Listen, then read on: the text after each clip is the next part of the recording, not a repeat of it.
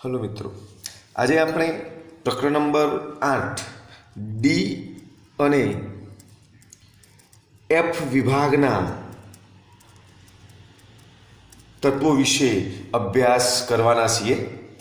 આ પ્રકરણની અંદર ડી અને એફ વિભાગના જે તત્વો છે એ આપણા આવર્ત કોષ્ટકમાં જે મેન્ડલીફે જે આવર્ત કોષ્ટક રજૂ કર્યું તે આવર્ત કોષ્ટકમાં ડી અને એફ વિભાગના જે તત્વો છે તે એસ અને પી વિભાગની મધ્યમાં આ તત્વોને સમાવવામાં આવ્યા છે। આ ડી અને એફ વિભાગના જે તત્વો છે જે એસ અને પી વિભાગના જે એસ અને પી વિભાગના તત્વોના ગુણધર્મોમાં સંક્રાંતિ પામતા હોવાથી તેમને સંક્રાંતિ તત્વો તરીકે ઓળખવામાં આવે છે। આપણો ડી અને એફ વિભાગ જે મેન્ડલીફે જે આવર્ત કોષ્ટક રજૂ કર્યું, 4 વિભાગની અંદર 7 આવર્ત અને 18 સમૂહમાં, તે પૈકી સૌપ્રથમ એસ વિભાગ જે પ્રથમ અને દ્વિતીય સમૂહ આવે છે, ત્યારબાદ પી વિભાગ જે આપણો છે તે એ સમૂહ નંબર 13 થી પી વિભાગ સમૂહ નંબર 13 થી 18 સુધીના તત્વ છે। એસ વિભાગ પહેલો અને બીજો છે અને ડી વિભાગના જે તત્વો છે એ સમૂહ નંબર 3 થી 12 સુધીના સમૂહ એ ડી વિભાગમાં દાખલ કર્યા છે। એટલે કે ડી વિભાગના તત્વો કોને કહીશું કે જે તત્વોની નો છેલ્લો ઇલેક્ટ્રોન ડી કક્ષકમાં દાખલ થાય, જે તત્વોનો છેલ્લો ઇલેક્ટ્રોન ડી કક્ષકમાં દાખલ થાય તેવા તત્વોને ડી વિભાગના તત્વો તરીકે ઓળખવામાં આવે છે। હવે એ વાત કરીએ કે ભાઈ આ ડી વિભાગના તત્વોની વાત ખ્યાલ આવી ગયો કે જે ડી છેલ્લો ઇલેક્ટ્રોન રચના પ્રમાણે દાખલ થતો છેલ્લો ઇલેક્ટ્રોન જો ડી કક્ષકમાં દાખલ થાય તો એમને ડી વિભાગના તત્વો તરીકે ઓળખીએ છીએ। આ તત્વોને પહેલા સંક્રાંતિ તત્વો તરીકે ઓળખતા હતા। કેમ? કારણ કે એસ અને પી વિભાગના ગુણધર્મોમાં આ તત્વોના ગુણધર્મો સંક્રાંતિ પામતા હતા, માટે તેમને એ વખતે સંક્રાંતિ તત્વો તરીકે પણ ઓળખવામાં આવતા હતા। પરંતુ જ્યારે આઈયુપીએસી સંસ્થા દ્વારા સંક્રાંતિની વ્યાખ્યા રજૂ કરવામાં આવી ત્યારે એ આવી હતી સંક્રાંતિ તત્વ કોને કહીશું તે વ્યાખ્યા આવી હતી કે જે તત્વની ભૂમિ અવસ્થાની ઇલેક્ટ્રોન રચના કે જે તત્વની ભૂમિ અવસ્થાની ઇલેક્ટ્રોન રચના કે એક ઓક્સિડેશન અવસ્થા દરમિયાન તેમની ડી કક્ષક અર્ધપૂર્ણ ભરાયેલા હોય તો તેવા તત્વોને સંક્રાંતિ તત્વો તરીકે ઓળખવામાં આવે છે। એટલે વિદ્યાર્થી મિત્રો જુઓ, જે તત્વની ભૂમિ અવસ્થાની ઇલેક્ટ્રોન રચના એટલે કે આપણે ધોરણ 11ની અંદર અભ્યાસ કર્યો એ પ્રમાણે આઉટબાઉ પાઉલી અને હુન્ડના નિયમ પ્રમાણે જે ઇલેક્ટ્રોન રચના જે આપણે લખી રહ્યા છીએ એને ભૂમિ અવસ્થાની ઇલેક્ટ્રોન રચના કહેવાય। એ અવસ્થા દરમિયાન કે કોઈપણ એક ઓક્સિડેશન અવસ્થા એટલે કોઈપણ તત્વને સ્થિર સ્થાયી અવસ્થા પ્રાપ્ત કરવા માટે એની આગળના કે એના પછીના તત્વ નિષ્ક્રિય તત્વ સુધી પહોંચવા માટે કાં તો ઇલેક્ટ્રોન ગુમાવવા પડે કે કાં તો ઇલેક્ટ્રોન મેળવવા પડે। તે મેળવેલા કે ગુમાવેલા ઇલેક્ટ્રોનની સંખ્યા એ જે તે તત્વોનો ઓક્સિડેશન આંક થાય। એ ઓક્સિડેશન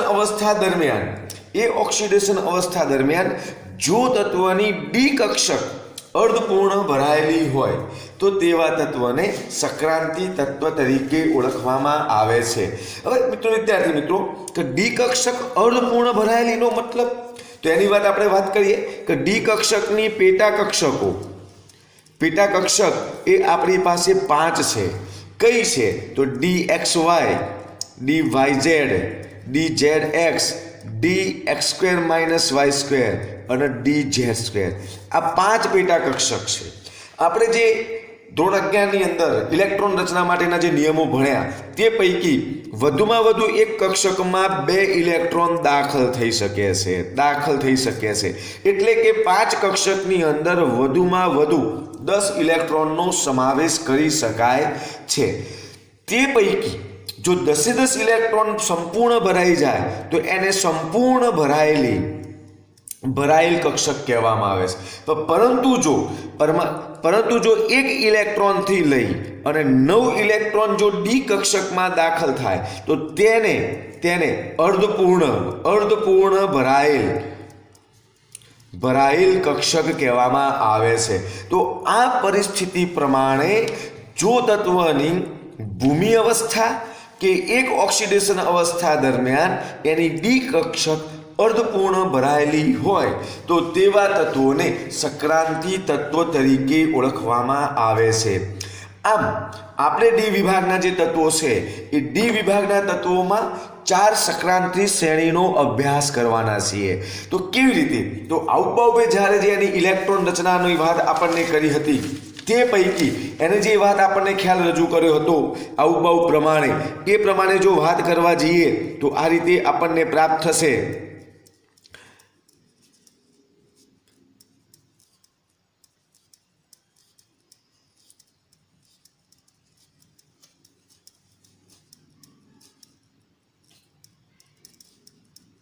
તો એ પૈકી આપણે જોવા જઈએ તો એમાં પહેલો ઇલેક્ટ્રોન 3D કક્ષકમાં દાખલ થાય.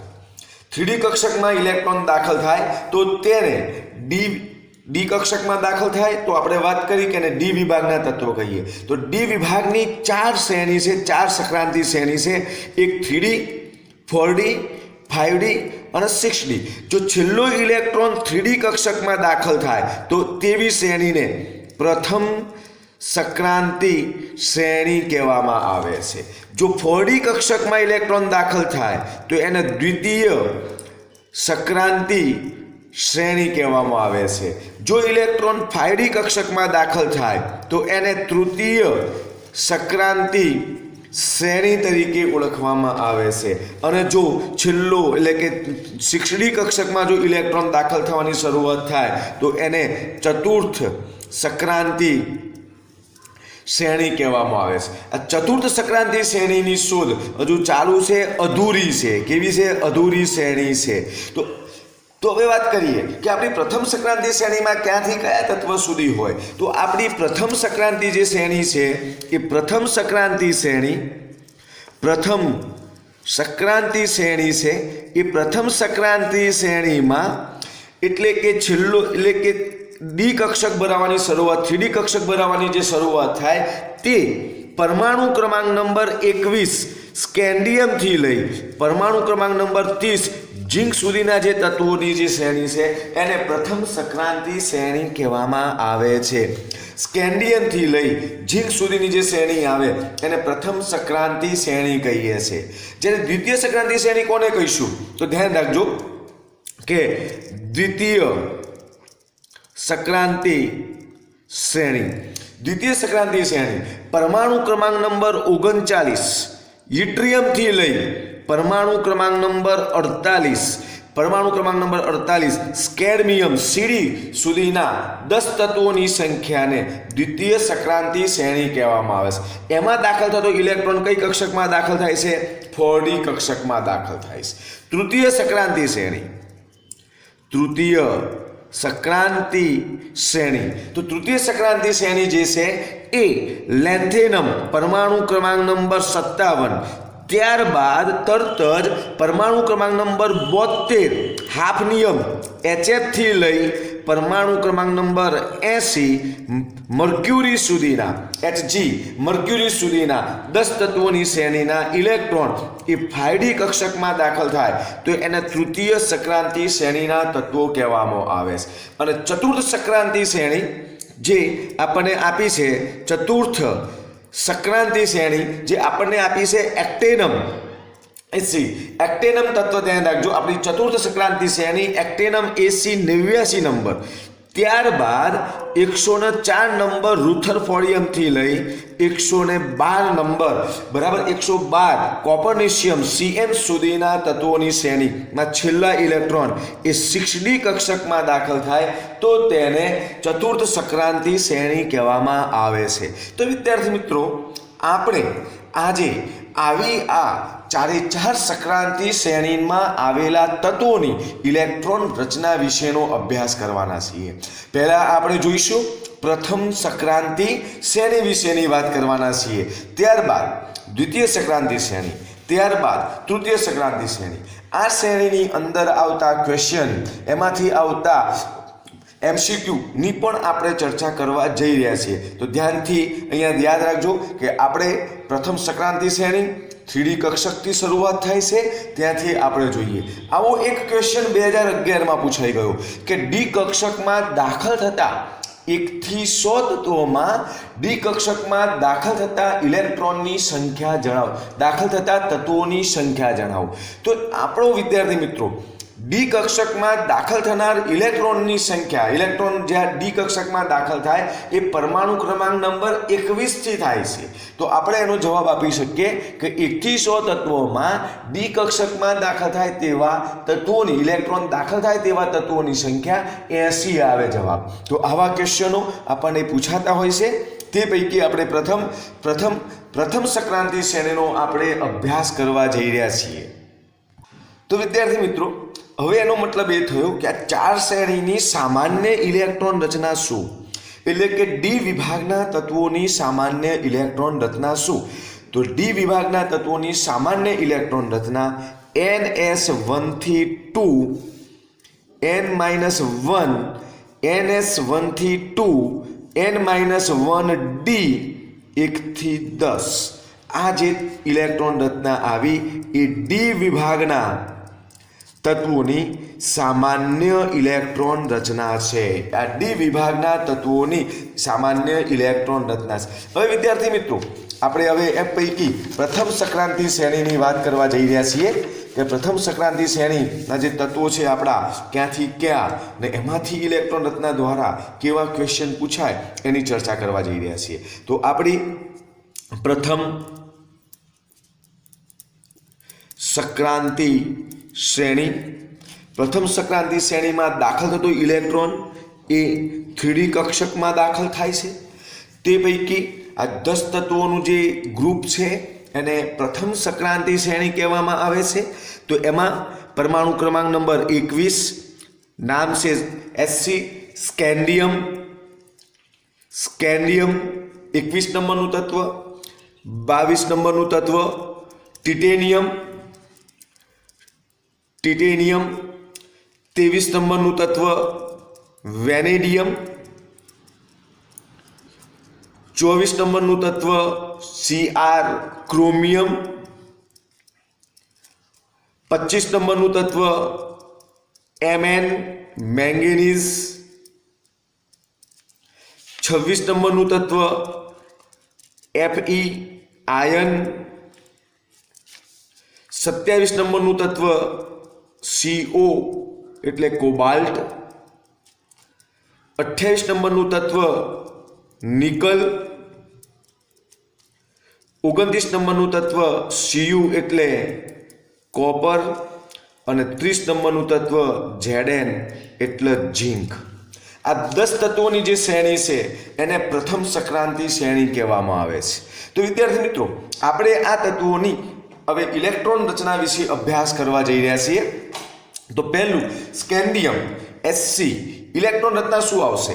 તો પહેલી એની ઇલેક્ટ્રોન રચના argon complete 4s2 3d1, argon complete 4s2 3D1 argon એટલે 18 નિષ્ક્રિય તત્વ 18 ને 2 20 20 ને 1 21 હવે બધા દાખલ થતા ઇલેક્ટ્રોન 3D કક્ષકમાં ક્રમશઃ અંદર દાખલ થતા હોય છે 22 નંબર ટિટેનિયમ ઇલેક્ટ્રોન રચના argon 4s2 3D2 argon 4s2 3D2 ત્યારબાદ 23 નંબર વેનેડિયમ વેનેડિયમની ઇલેક્ટ્રોન રચના છે આર્ગોન કમ્પ્લીટ 4s2 3D3 ત્યારબાદ 24મા નંબરના તત્વ છે ક્રોમિયમ એની ઇલેક્ટ્રોન રચના આપણા આઉબબ હુન અને પૌલીના નિયમ પ્રમાણે ભૂમિ અવસ્થાની ઇલેક્ટ્રોન રચના આ રીતે થાય છે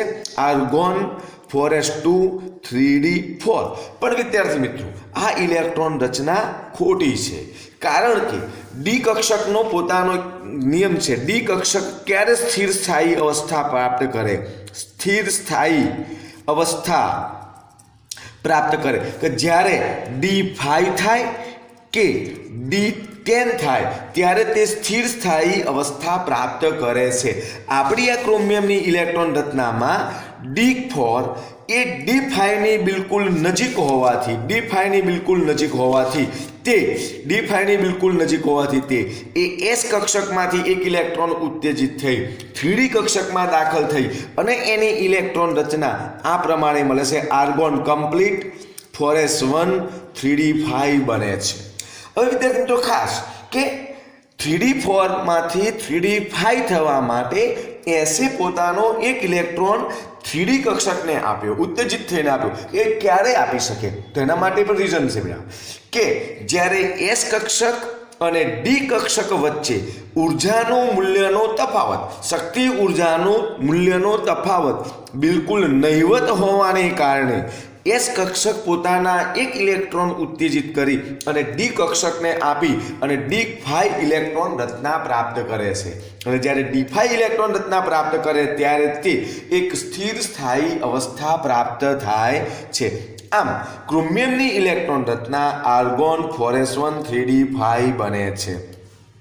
ત્યારબાદ 25 નંબરનું તત્વ મેંગેનીઝ એ ક્રમશઃ આપણે જેમ લખીએ છીએ તેમ આર્ગોન 4s2 3D5 થાય મેંગેનીઝ Mn ઇલેક્ટ્રોન રચના આર્ગોન 4s2 3D5 થશે ત્યારબાદ 26 આયર્ન Fe ઇલેક્ટ્રોન રચના આર્ગોન કમ્પ્લીટ 4s2 3D6 26 છે 18 18 ને 2 20 20 ને 6 26 3D6 27 નંબર કોબાલ્ટ CO ઇલેક્ટ્રોન રચના આર્ગોન કમ્પ્લીટ 4s2 3D7 બને 28 નંબર નિકલ Ni ઇલેક્ટ્રોન રચના આર્ગોન કમ્પ્લીટ 4s2 3D8 બને ત્યારબાદ 29 નંબરનું તત્વ છે Cu કોપર ભૂમિ અવસ્થા દરમિયાન એની ઇલેક્ટ્રોન રચના આર્ગોન 4s2 3D9 થાય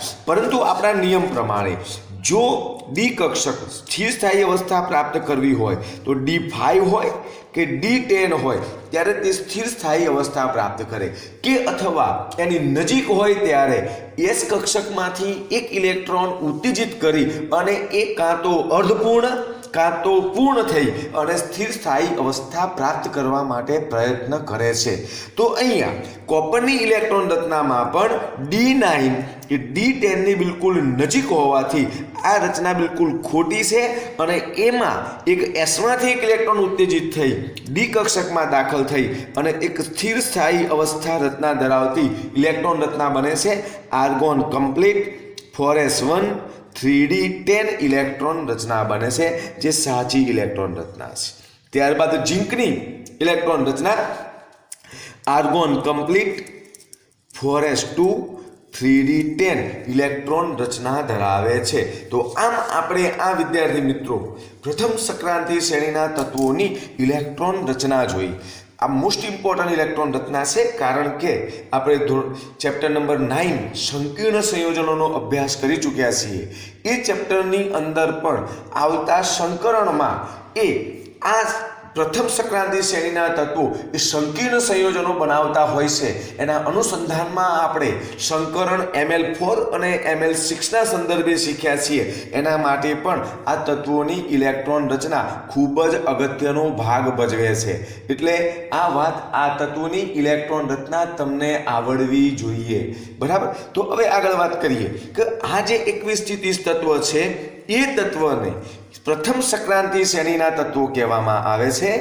જે પૈકી એમાં 30મા નંબરનું તત્વ જે ઝીંક છે એ ઝીંક તત્વને સંક્રાંતિ તત્વ તરીકે ગણવામાં આવતું નથી. કારણ જણાવો. આવો પ્રશ્ન હોય તો આપણે એનો જવાબ આપી શકીએ. કેવી રીતે આપી શકાય એની વાત કરીએ. ધ્યાન રાખજો અહીંયા. તો હવે પ્રથમ સંક્રાંતિ શ્રેણીમાં ઝીંક તત્વને સંક્રાંતિ તત્વ તરીકે ગણવામાં આવતું નથી. આપણે કારણ જાણીએ. હવે સંક્રાંતિ તત્વ એટલે શું એની વ્યાખ્યા આપણે આગળ અભ્યાસ કર્યો કે જે તત્વની ભૂમિ અવસ્થાની ઇલેક્ટ્રોન રચના કે એક ઓક્સિડેશન અવસ્થા દરમિયાન તેમની ડી કક્ષક અર્ધપૂર્ણ ભરાયેલી હોય તો તેવા તત્વને સંક્રાંતિ તત્વ તરીકે ઓળખવામાં આવે છે. તો આ વ્યાખ્યા અનુસાર ઝીંક પરમાણુની ઇલેક્ટ્રોન રચના આપણે લખીએ. ઝીંક પરમાણુની Znની ઝીંક પરમાણુની ઇલેક્ટ્રોન રચના લખીએ. Argon complete 4s2 3d10. આ ભૂમિ અવસ્થાની ઇલેક્ટ્રોન દરમિયાન એની 3d કક્ષક સંપૂર્ણ ભરાયેલી છે. એક વાત આ નક્કી થઈ. બીજી વાત એની એક ઓક્સિડેશન અવસ્થા +2 છે. તો +2 દરમિયાન એની ઇલેક્ટ્રોન રચના લખીએ તો આર્ગોન કમ્પ્લીટ 4s0 3d10 થાય છે. એટલે કે આમ એક ઓક્સિડેશન અવસ્થા દરમિયાન અને ભૂમિ અવસ્થાની ઇલેક્ટ્રોન દરમિયાન એની ડી કક્ષક સંપૂર્ણ ભરાયેલી હોવાને કારણે ઝીંકને સંક્રાંતિ તત્વ તરીકે ગણવામાં આવતું નથી.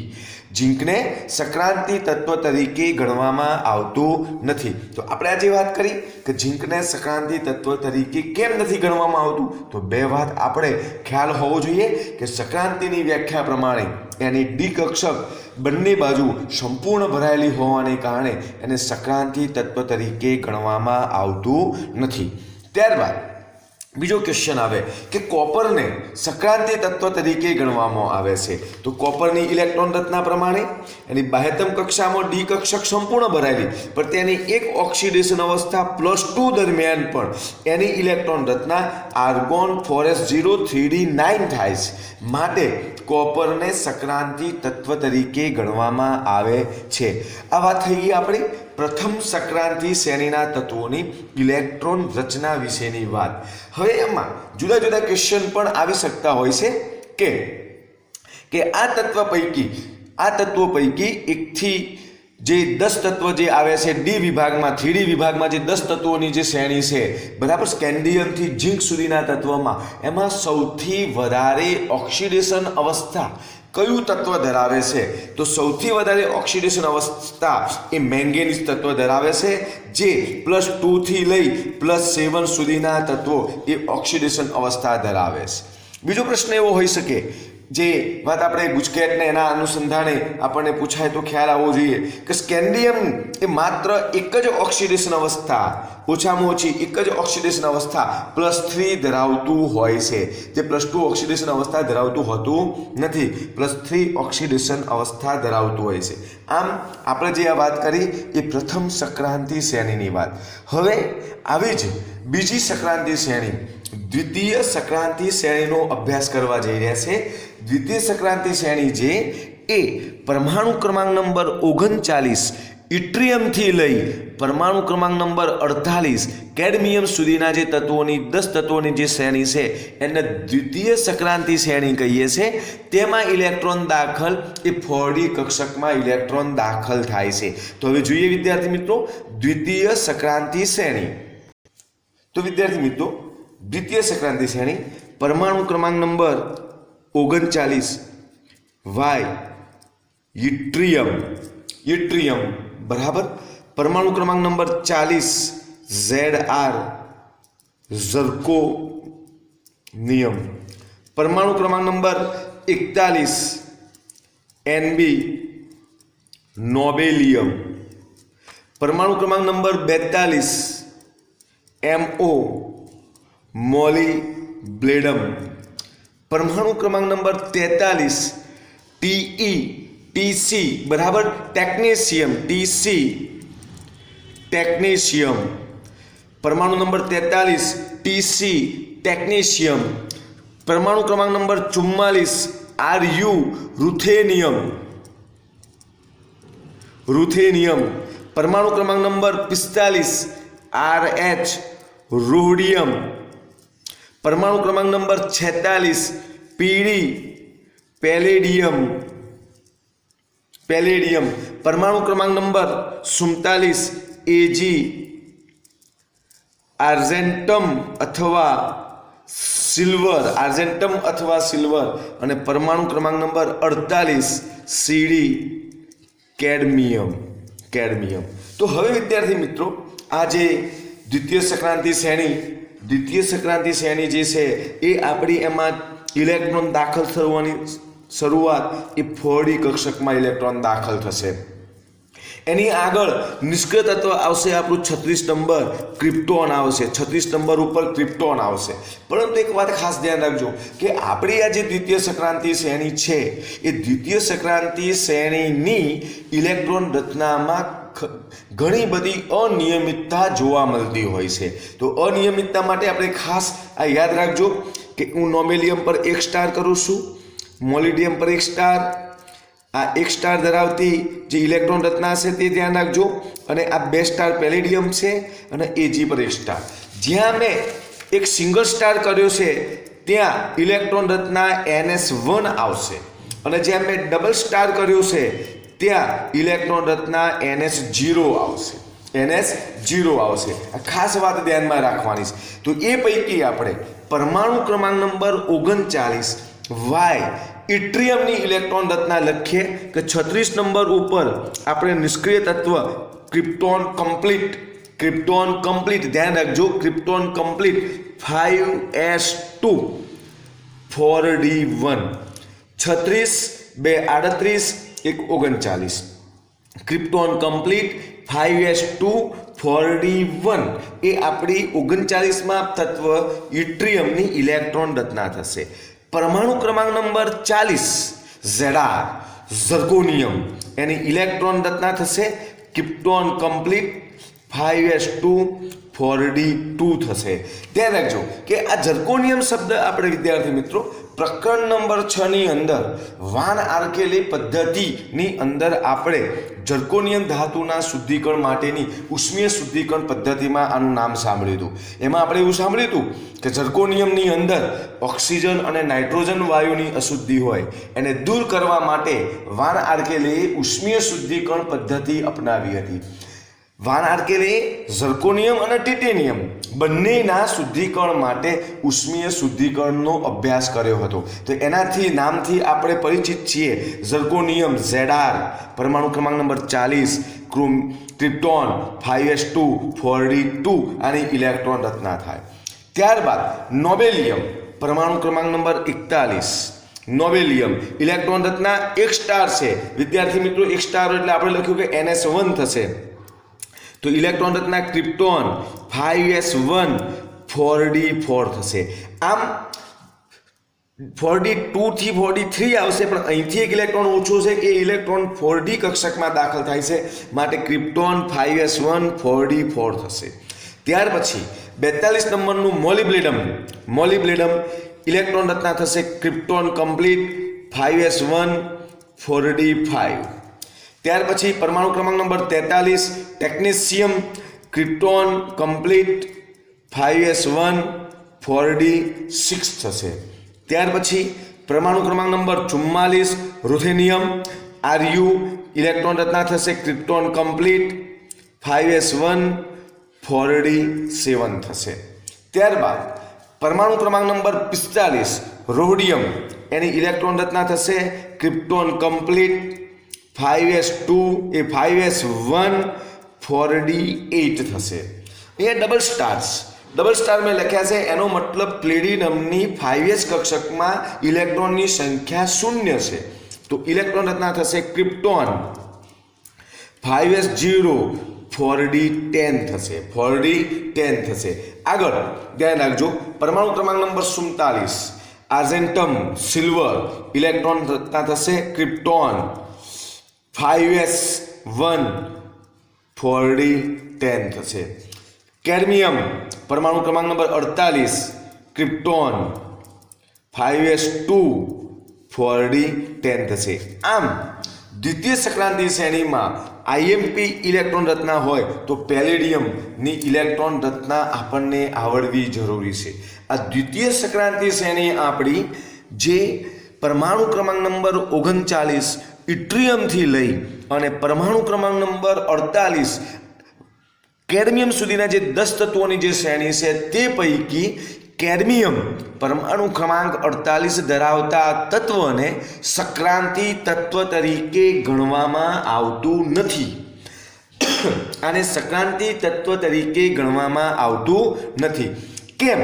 कारण के एनी भूमि अवस्थानी इलेक्ट्रॉन रचनामां डी कक्षक संपूर्ण भरायेली एनी एक ऑक्सिडेशन अवस्था +2 दरमियान पण +2 એટલે 2 ઇલેક્ટ્રોન રિમૂવ કરવાના દૂર કરવાના તો એ 5s માંથી 2 ઇલેક્ટ્રોન દૂર થવા છતાં પણ એની 4d કક્ષક સંપૂર્ણ ભરાયેલી રહેતી હોવાને કારણે 48 નંબરનું તત્વ કેડમિયમ એ સંક્રાંતિ તત્વ તરીકે ગણવામાં આવતું નથી। એટલે કે વિદ્યાર્થી મિત્રો આપણે બે શ્રેણી જોઈ, પ્રથમ સંક્રાંતિ શ્રેણી અને દ્વિતીય સંક્રાંતિ શ્રેણી। પ્રથમ સંક્રાંતિ શ્રેણીમાં ઝિંક અને દ્વિતીય સંક્રાંતિ શ્રેણીમાં કેડમિયમને સંક્રાંતિ તત્વ તરીકે ગણવામાં આવતું નથી। આ વાત પછી આમાં અનિયમિતતા ઇલેક્ટ્રોન રચનામાં અનિયમિતતા ઘણી બધી જોવા મળે છે। આવી જ એક ત્રીજી શ્રેણી ડી વિભાગની ત્રીજી શ્રેણી જેમાં 5d કક્ષકમાં ઇલેક્ટ્રોન દાખલ થાય છે તેવી તૃતીય સંક્રાંતિ શ્રેણીની વાત કરવા જઈ રહ્યા છીએ। હવે તૃતીય સંક્રાંતિ શ્રેણીની વાત કરવા જઈ રહ્યા છીએ। डी विभागना तत्वों तृतीय संक्रांति श्रेणी। तृतीय संक्रांति श्रेणी परमाणु क्रमांक नंबर 57 लेंथेनम, त्यारबाद तरत ज 72 नंबरનું तत्व हाफनियम थी लई परमाणु क्रमांक नंबर 80 मर्क्युरी सुधीना 10 तत्वोनी श्रेणीने तृतीय संक्रांति श्रेणी कहेवामां आवे छे। हवे विद्यार्थी मित्रों आपणे आ तृतीय संक्रांति श्रेणीना तत्वोनी इलेक्ट्रॉन रचना जोवा जई रह्या छीए। ध्यान राखजो अहींया के तृतीय संक्रांति श्रेणी तृतीय संक्रांति श्रेणीमां दाखल थतुं इलेक्ट्रॉन ए 5d कक्षकमां इलेक्ट्रॉन दाखल थाय छे। 5d कक्षकमां इलेक्ट्रॉन दाखल थाय छे। हवे अहींया आपणे आ तृतीय संक्रांति श्रेणीनो आपणे अभ्यास करीए छीए। ते पैकी हवे जोईए के तेमां परमाणु क्रमांक नंबर 57 लेंथेनम La लेंथेनम छे। त्यारबाद परमाणु क्रमांक नंबर 72 हाफनियम HF हाफनियम। परमाणु क्रमांक नंबर 73 टेंटेनम। परमाणु क्रमांक नंबर 74 ध्यान रखो 74 से टंगस्टन W टंगस्टन। परमाणु क्रमांक नंबर 74 टंगस्टन है। परमाणु क्रमांक नंबर 75 बराबर रेनियम Re। परमाणु क्रमांक नंबर 76 OS ओस्नियम। परमाणु क्रमांक नंबर 77 IR इरिडियम। परमाणु क्रमांक नंबर 78 PT प्लेटिनम। परमाणु क्रमांक number 79 AU Oram Sonu.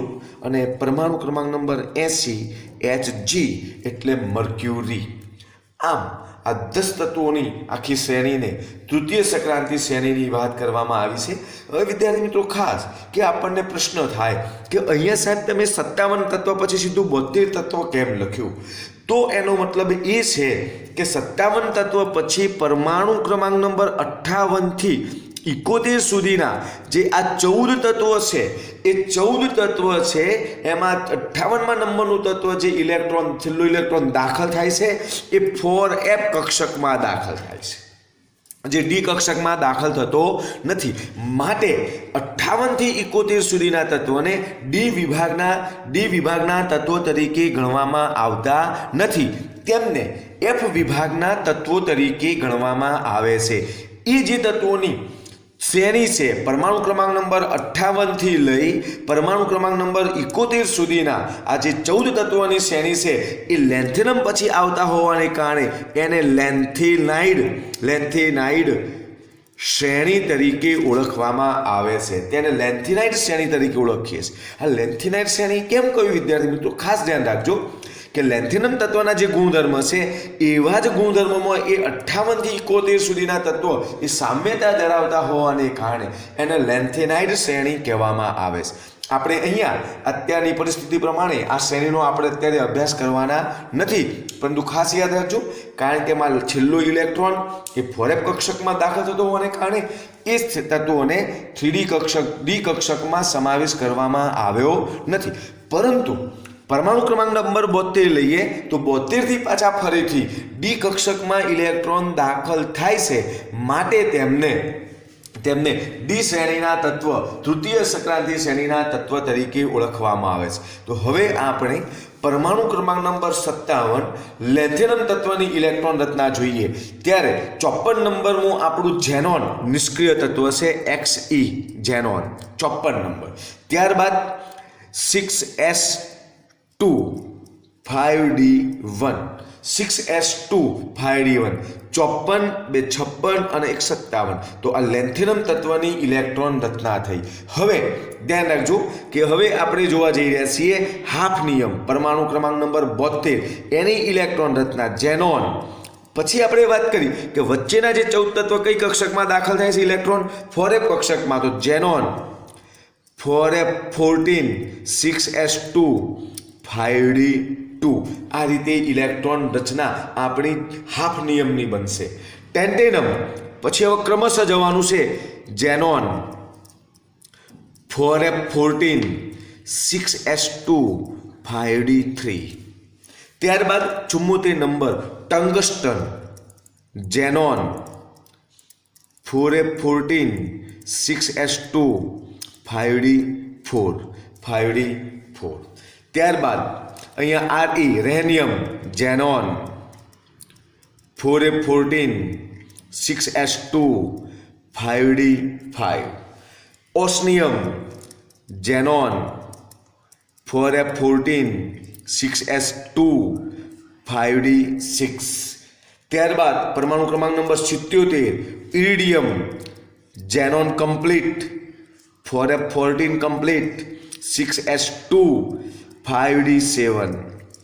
Platinum એક સ્ટાર આપણે વાત કરી હતી જ્યારે એક સ્ટાર હોય ત્યારે ns1 થશે.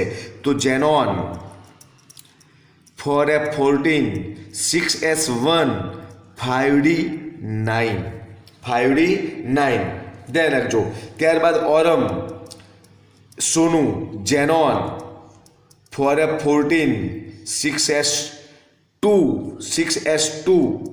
5d10. 6s1 આવશે આમાં પણ 6s1 5d10. અને ત્યારબાદ mercury xenon 4f14 6s2 5d10 આપણને અહીંયા ઇલેક્ટ્રોન રચના જોવા મળે છે. તો આમ પરમાણુ ક્રમાંક નંબર 57 ત્યાર પછી પરમાણુ ક્રમાંક નંબર 72 હાફ નિયમથી લઈ પરમાણુ ક્રમાંક નંબર 80 મર્ક્યુરી સુધી આ જે તત્વ છે એ તૃતીય સંક્રાંતિ શ્રેણીના તત્વમાં એનો સમાવેશ થાય છે. તો આમ આ જે છે એમાં પરમાણુ ક્રમાંક નંબર 80 ને સંક્રાંતિ તત્વ તરીકે ગણવામાં આવતું નથી. મર્ક્યુરીને સંક્રાંતિ તત્વ તરીકે એમાં પણ રીઝન એક કે એની ભૂમિ અવસ્થામાં પણ 5d કક્ષક સંપૂર્ણ ભરાયેલી અને એક ઓક્સિડેશન અવસ્થા +2 દરમિયાન પણ એની 5d કક્ષક સંપૂર્ણ ભરાયેલી હોવાને કારણે મર્ક્યુરીને પણ સંક્રાંતિ તત્વ તરીકે ગણવામાં આવતું નથી. એટલે કે પ્રથમ દ્વિતીય અને તૃતીયમાં ક્રમાનુસાર ઝિંક કેડમિયમ અને મર્ક્યુરીને સંક્રાંતિ તત્વ તરીકે ગણવામાં આવતા નથી. તો હવે આ જોયું તમે તૃતીય સંક્રાંતિ શ્રેણી આપણી પરમાણુ ક્રમાંક નંબર 57, ત્યારબાદ 72 હાફ નિયમથી લઈ અને મર્ક્યુરી Hg સુધીના તત્વોની ઇલેક્ટ્રોન રચના એકદમ સરળ છે, આપણને આવડી જાય તેવી છે, આપણે જોવી જરૂરી છે. 72 નંબર હાફ નિયમ, 73 ટેન્ટેનમ, 74 ટંગસ્ટન, 75 રેનિયમ, 76 ઓસ્મિયમ, 77 ઇરિડિયમ, 78 પ્લેટિનમ, 79 ઓરમ અને 80 મર્ક્યુરી. આ પૈકી ટંગસ્ટનનું નામ પણ આપણે સાંભળ્યું છે કે જ્યારે આપણે વાત કરી હતી કે વાન આર્કેલી પદ્ધતિમાં ઝર્કોનિયમ અને ટિટેનિયમના શુદ્ધિકરણ માટે જે આયોડિનના દ્રાવણ સાથે એને પ્રક્રિયા કરતો આપણને ઝર્કોનિયમ આયોડાઇડ અને ટિટેનિયમ આયોડાઇડ પ્રાપ્ત થયું. એને ખૂબ ઊંચા તાપમાને ગરમ કરતો વિદ્યુતીય પદ્ધતિ દ્વારા બરાબર એને ટંગસ્ટનના તાર પર એ ઝર્કોનિયમ અને ટિટેનિયમ જેવી ધાતુઓ આપણે મેળવવામાં આવે છે. તો એ વખતે પણ આપણે ટંગસ્ટનની વાત કરેલી છે. ત્યારબાદ ધોરણ 11ની અંદર 11માં આપણે ઇરિડિયમ ધાતુનું નામ પણ સાંભળ્યું છે. ચેપ્ટર નંબર 1ની અંદર કિલોગ્રામની વ્યાખ્યામાં આપણને સમજાવવામાં આવ્યું છે કે જ્યારે 1 કિલોગ્રામની વ્યાખ્યામાં ઇરિડિયમ ધાતુના નળાકારીય પાત્રના વજન જેટલા વજનને 1 કિલોગ્રામ કહેવામાં આવે છે. ત્યારે પણ ઇરિડિયમ શબ્દ આપણે સાંભળેલો છે. તો આમ ઇરિડિયમ, ટંગસ્ટન, પ્લેટિનમ અને ઓરમ અને મર્ક્યુરી એટલે પારાથી પણ આપણે પરિચિત છીએ. થર્મોમીટરની અંદર જે આવે છે તાવ માપક થર્મોમીટરમાં એ પારો એટલે મર્ક્યુરી કહેવાય. Hg ની વાત આવે છે એ પણ આપણને ખ્યાલ છે. મર્ક્યુરી બેટરી બરાબર, બેટરીની અંદર પણ મર્ક્યુરી વાળો પાગ પણ ત્યાં બેટરીમાં પણ એનો પણ અભ્યાસ કર્યો છે. મર્ક્યુરી સેલની અંદર જે ક્લોકની અંદર મર્ક્યુરી સેલનો ઉપયોગ થાય છે તે એટલે કે આપણે આ બધા જ તત્વોથી પરિચિત છીએ, પરંતુ આપણે બરાબર આ વાત ધ્યાનથી એની ઇલેક્ટ્રોન રચના આવડવી ખૂબ જ જરૂરી છે. હવે આમ પ્રથમ સંક્રાંતિ શ્રેણીનો અભ્યાસ કર્યો, દ્વિતીય સંક્રાંતિ શ્રેણીનો અભ્યાસ કર્યો. હવે એવી જ રીતે તૃતીય સંક્રાંતિ શ્રેણીના અભ્યાસ બાદ છેલ્લા ચતુર્થ સંક્રાંતિ શ્રેણીના અભ્યાસ કરવા તરફ આપણે જઈ રહ્યા છીએ. ચતુર્થ સંક્રાંતિ શ્રેણી જે અધૂરી છે, ચતુર્થ સંક્રાંતિ શ્રેણી જે અધૂરી શ્રેણી છે, તેમાં ઇલેક્ટ્રોન દાખલ એ 6d કક્ષકમાં ઇલેક્ટ્રોન દાખલ થાય છે. તો આ શ્રેણી પણ કયા તત્વથી? પરમાણુ ક્રમાંક નંબર 89 એક્ટેનમ, ત્યારબાદ પરમાણુ ક્રમાંક નંબર 104 રુથરફોર્ડિયમથી લઈ પરમાણુ ક્રમાંક નંબર 112 બરાબર કોપરનિશિયમ Cn સુધીના તત્વની આ 10 તત્વની શ્રેણી છે એને ચતુર્થ સંક્રાંતિ શ્રેણી કહેવામાં આવે છે. હવે આ શ્રેણીની પણ ઇલેક્ટ્રોન રચનાનો આપણે અહીંયા અભ્યાસ કરવા જઈ રહ્યા છીએ. ધ્યાન રાખજો અહીંયા કે પહેલું 89 નંબરનું તત્વ એક્ટેનમ, ત્યારબાદ 104 નંબરનું તત્વ રુથરફોર્ડિયમ. તો આપણને આમાં પણ પ્રશ્ન થાય કે 89 થી સીધું 104 આવ્યું તો બાકીના તત્વો ક્યાં ગયા? તો બાકીના જે તત્વ છે એ 90 નંબર થોરિયમથી લઈ 103 સુધીના આ 14 તત્વોની જે શ્રેણી છે એને એક્ટેનાઇડ શ્રેણી કહેવામાં આવે છે. એ એક્ટેનાઇડ શ્રેણીમાં એ 5f કક્ષક દાખલ થાય છે. એટલે કે 89 પછી 90 નંબરના તત્વનો ઇલેક્ટ્રોન એ 5f કક્ષકમાં દાખલ થતો હોવાને કારણે 90 થી 103 સુધીના 14 તત્વ એ 5f કક્ષકમાં ઇલેક્ટ્રોન દાખલ કરતા હોવાને કારણે એને f વિભાગના તત્વો કહીએ છીએ, માટે એને f વિભાગમાં વર્ગીકૃત કર્યા છે. અહીંયા આપણે ડી બ્લોક માટે જોવાની વાત છે તો ડી વિભાગમાં પાછા 104 થી તત્વ ઇલેક્ટ્રોન દાખલ થવાની શરૂઆત થાય છે. એટલે બાકીના પાછા અહીંયા 104 થી આપણે અહીંયા ડી ચતુર્થ શ્રેણી સંક્રાંતિ શ્રેણીમાં અભ્યાસ કરવાના છે. 89 નંબર એક્ટેનમ, 104 રુથરફોર્ડિયમ, 105 ડીબી ડુબનિયમ, ધ્યાન રાખજો 106 Sg સિબોર્ગિયમ, 106 Sg સિબોર્ગિયમ, 107 ધ્યાન રાખજો BH બોરિયમ, 108 HS હાસ્યમ, 109 MT બરાબર મેન્ટેનેરિયમ, 110 110 જે તત્વ છે એ આપણું છે ધર્મસ્ટાડટિયમ, 111 આરજી રોન્ટિઝેનિયમ અને 112 CN કોપરનિશિયમ તત્વ થાય. તો એમ આપણે અહીંયા ક્રમશઃ એક તત્વની ઇલેક્ટ્રોન રચના, આ જે તત્વ છે એનો અભ્યાસ ધોરણ 11 ની અંદર આપણે કરી ચૂક્યા છીએ.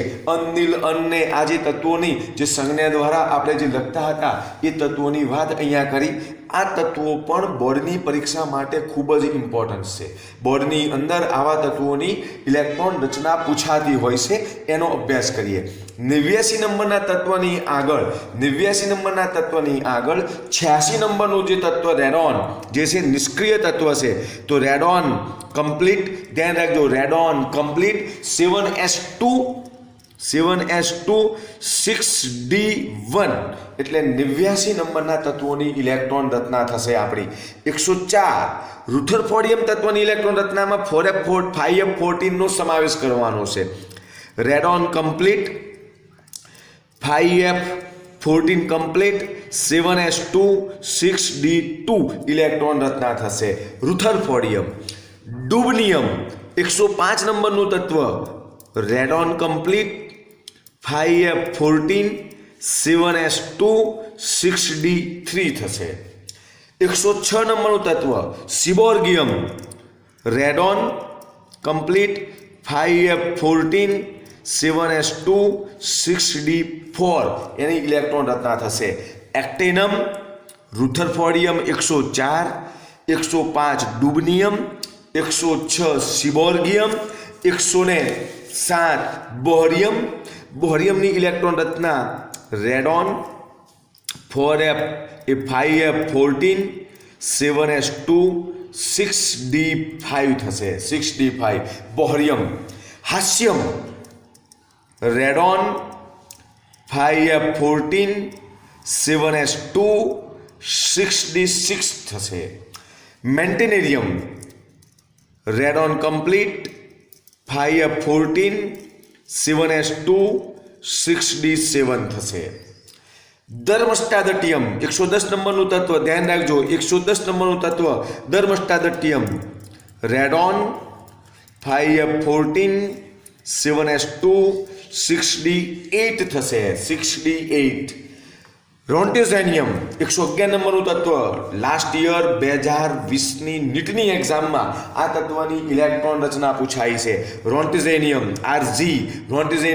આરજી ઇલેક્ટ્રોન રચના રેડોન 5f14 7s2 6d9 આ ખોટી છે. 7s માટે એક ઇલેક્ટ્રોન ઉત્તેજિત થઈ 7s1 6d10 જેવી ઇલેક્ટ્રોન રચના પ્રાપ્ત થાય, કારણ કે આપણે એક સ્ટાર કર્યો એટલે 7s1 ઇલેક્ટ્રોન રચના આવશે અને 6d10 થશે.